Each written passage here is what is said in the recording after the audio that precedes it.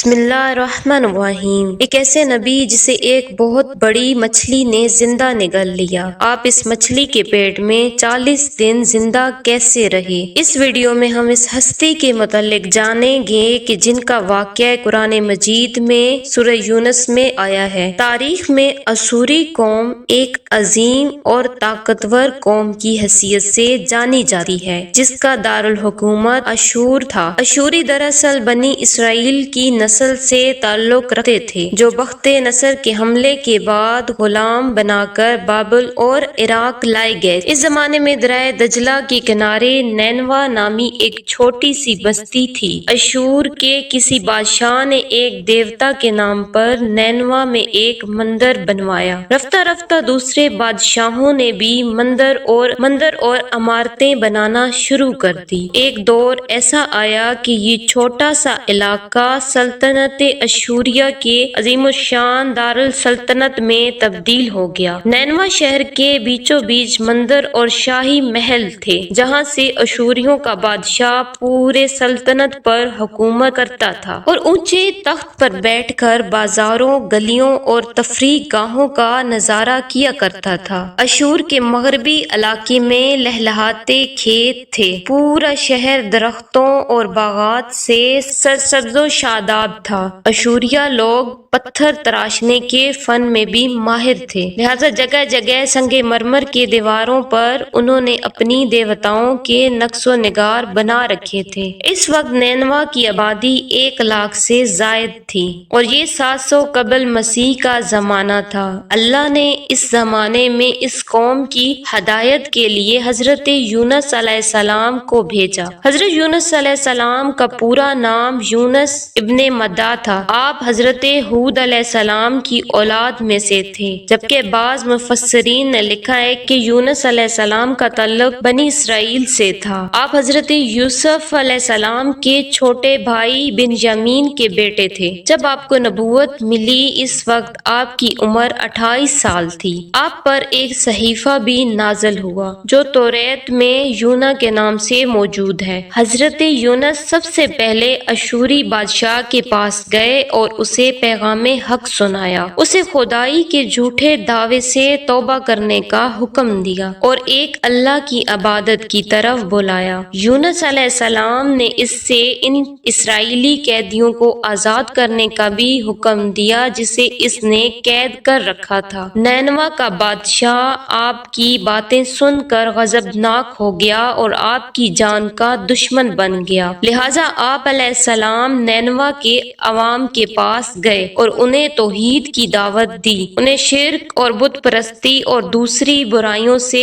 توبہ کرنے کو کہا، مگر اہل نینوا نے ایمان لانے سے انکار کر دیا اور اللہ کے رسول کو جھٹلا دیا۔ یونس علیہ السلام مسلسل اس کوشش میں رہے کہ ان کی قوم کے لوگ راہ راست پر آ جائیں۔ آپ نے انہیں بہت سمجھایا اور دعوت کے کام کو جاری رکھا۔ دیکھتے دیکھتے 40 سال کا عرصہ گزر گیا، لیکن یہ قوم حضرت یونس علیہ السلام کا انکار کرتی رہی اور شرک پر ڈٹے رہے۔ نیز حضرت یونس علیہ السلام کو دھمکیاں بھی دی گئی کہ اگر آپ نے اشدر دیوتا کے خلاف کچھ کہا تو وہ آپ کو قتل کر دیں گے۔ آخر کار حضرت یونس اپنی قوم سے مایوس ہو گئے۔ جب ان کی سرکشی اور نافرمانی انتہا کو پہنچ گئی تو اللہ نے حضرت یونس علیہ السلام کو حکم دیا کہ لوگوں کو آگاہ کر دو کہ 3 دن کے اندر ان پر عذاب آنے والا ہے، لہذا آپ نے اہل نینوا کے سامنے اعلان کیا کہ اگر تم نے 3 دنوں کے اندر بت پرستی اور شرک سے توبہ نہ کی تو تم پر اللہ کا قہر نازل ہوگا اور پورا شہر تباہ و برباد ہو جائے گا۔ لوگوں نے آپ کا مذاق اڑایا اور جواب میں کہا، ہم تمہارے رب کی طرف سے عذاب کے منتظر منتظر رہیں گے۔ آپ کی قوم نے آپس میں مشورہ کیا تو اس بات پر سب کا اتفاق ہوا کہ یونس علیہ السلام کو کبھی جھوٹ بولتے نہیں دیکھا گیا، لہٰذا ان کی بات نظر انداز نہیں کرنی چاہیے۔ مشورے میں یہ بھی طے ہوا کہ دیکھا جائے کہ اگر یونس علیہ السلام رات بستی کے اندر اپنے گھر میں مقیم رہتے ہیں تو سمجھ لو کہ کچھ نہیں ہوگا، اور اگر وہ یہاں سے کہیں اور چلے جاتے ہیں تو یقین کر لو کہ صبح عذاب ضرور آئے گا۔ حضرت یونس علیہ السلام رات کو اس بستی سے نکل گئے۔ صبح ہوئی تو عذاب الہی کا ایک سیاہ دھواں بادل کی شکل میں بستی والوں کے سروں پر منڈلانے لگا۔ جب وہ ان کے قریب ہونے لگا تو ان لوگوں کو یقین ہو گیا کہ اب وہ سب ہلاک ہونے والے ہیں۔ دراصل حضرت یونس علیہ السلام اپنی قوم سے ناراض ہو کر چلے گئے تھے، مگر انہیں وہاں سے نکلنے کا حکم نہیں دیا گیا تھا۔ وہ عذاب کی اطلاع دینے کے بعد اللہ کی اجازت کے بغیر اپنا علاقہ چھوڑ گئے تھے، اور آثار عذاب دیکھ کر جب اشوریوں نے توبہ و استغفار کی تو اللہ نے انہیں معاف کر دیا۔ اللہ تعالیٰ کسی قوم کو اس وقت تک عذاب نہیں دیتا جب تک وہ اپنی حجت پوری نہیں کر لیتا۔ بس جب یونس علیہ السلام نے اس قوم میں مہلت کے آخری لمحے تک نصیحت کا سلسلہ جاری نہیں رکھا اور اللہ کے مقرر کردہ وقت سے پہلے وہ خود ہی ہجرت کر گئے تو اللہ کے انصاف نے اس قوم کو عذاب دینا گوارا نہ کیا اور انہیں معاف کر دیا۔ جب حضرت یونس علیہ السلام فرات کے کنارے پہنچے تو ایک کشتی کو مسافروں سے بھرا ہوا پایا۔ حضرت یونس کشتی میں سوار ہو گئے اور کشتی نے لنگر اٹھایا۔ پورے دن میں کشتی سمندر میں سکون سے چلتی رہی۔ اچانک اونچی اونچی لہریں اٹھنے لگی۔ لوگوں نے اپنا ساز و سامان سمندر میں پھینک دیا کہ کشتی کا بوجھ کم ہو جائے، لیکن کشتی کا بوجھ پھر بھی کم نہ ہوا۔ جب کشتی ڈگمگانے لگی تو کشتی کے غرق ہونے کا یقین ہونے لگا۔ اہل کشتی نے اپنے عقیدے کے مطابق کہا کہ ایسا معلوم ہوتا ہے کہ اس علاقے میں کوئی غلام اپنے آقا سے بھاگا ہوا ہے، جب تک اس کو اس کشتی سے الگ نہ کیا جائے گا نجات مشکل ہے۔ یونس علیہ السلام نے سنا تو ان کو تنبیہ ہوا کہ اللہ کو میرا نینوا سے وحی کا انتظار کیے بغیر اس طرح چلے آنا پسند نہ آیا اور یہ میری آزمائش کے آثار ہیں۔ یہ سوچ کر انہوں نے اہل کشتی سے فرمایا کہ میں ہی وہ غلام ہوں جو اپنے آقا سے بھاگا ہوا ہوں، لہٰذا 3 مرتبہ قرآن اندازی کی گئی اور تینوں مرتبہ حضرت یونس علیہ السلام کا نام نکلا۔ تب مجبور ہو انہوں نے حضرت یونس علیہ السلام کو دریا میں ڈال دیا۔ اس وقت اللہ نے ایک بڑی مچھلی کو حکم دیا کہ انہیں نگل لو، یہ تمہاری غذا نہیں ہے، اس لیے ان کے جسم پر کوئی تکلیف نہیں ہونی چاہیے۔ مچھلی نے حضرت یونس علیہ السلام کو اپنے پیٹ میں نگل لیا۔ یونس علیہ السلام نے جب مچھلی کے پیٹ میں خود کو زندہ پایا تو بارگاہ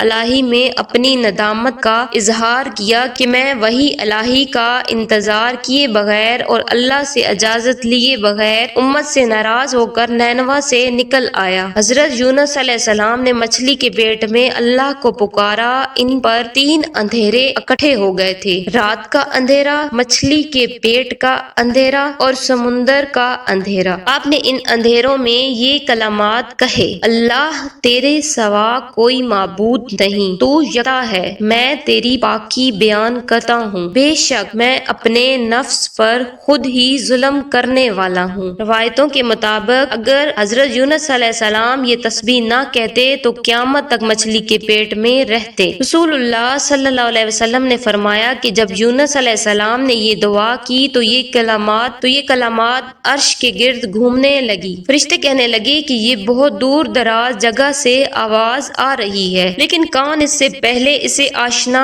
ضرور ہیں اور آواز بہت ہی کمزور ہے۔ اللہ نے حضرت یونس علیہ السلام کی درد بھری آواز کو سنا تو فرمایا: کیا تم اس آواز کو نہیں پہچانتے؟ انہوں نے کہا نہیں۔ فرمایا: یہ میرے بندے یونس علیہ السلام کی آواز ہے۔ فرشتے نے کہا: یہ وہی یونس ہے جس کی پاک عمل قبول شدہ ہر روز تیری طرف چڑھتے تھے۔ اے اللہ، مصیبت کے وقت اس پر رحم کر۔ تو اس وقت اللہ نے مچھلی کو حکم دیا کہ وہ آپ کو بغیر کسی تکلیف کے سمندر کے کنارے اگل دے۔ روایتوں کے مطابق یونس علیہ السلام 40 دن اس مچھلی کے پیٹ میں رہے اور اس کے بعد اللہ کے حکم سے اس مچھلی نے آپ کو سمندر کے کنارے اگل دیا۔ مچھلی مچھلی کے پیٹ میں رہنے کی وجہ سے آپ کا جسم ایسا ہو گیا تھا جیسے کہ پرندے کا پیدا شدہ بچہ جس کا جسم نرم ہوتا ہے اور جسم پر بال تک نہیں تھے۔ غرض حضرت یونس علیہ السلام بہت ہی کمزور اور ناتواں حالت میں خشکی پر ڈال دیے گئے۔ اس کے بعد اللہ نے سمندر کے کنارے پر ایک بیلدار درخت اگایا۔ روایتوں کے مطابق وہ کدو کا پودا تھا جس کے ذریعے حضرت یونس علیہ السلام پر سایہ ہو گیا۔ اس کے علاوہ اللہ نے ایک جنگلی بکری بھیج دی جو زمین کی گھاس اور جڑی بوٹیاں کھاتی تھی اور صبح شام آپ کو دودھ پلاتی تھی یہاں تک کہ آپ تندرست ہو گئے۔ حضرت یونس علیہ السلام درخت کے سائے میں جھونپڑی بنا کر رہنے لگے۔ یونس علیہ السلام کی قوم انہیں تلاش کرتی ہوئی ایک دن اس ساحل کے کنارے پہنچ گئی اور انہوں نے آپ کو دیکھ لیا۔ انہوں نے آپ کے ہاتھ پر اسلام کی بیعت کر لی اور ساتھ ہی اللہ سے توبہ و استغفار کرنے لگی۔ یونس علیہ السلام دوبارہ نینوا چلے گئے اور وہاں رہ کر اپنی قوم کی رہنمائی فرمائی۔ حضرت یونس کی زندگی نینوا ہی میں گزری اور وہیں آپ کا انتقال ہوا۔ اس قصے سے ہمیں یہ سبق ملتا ہے کہ کسی بھی حال میں اللہ کی رحمت سے مایوس نہیں ہونا چاہیے۔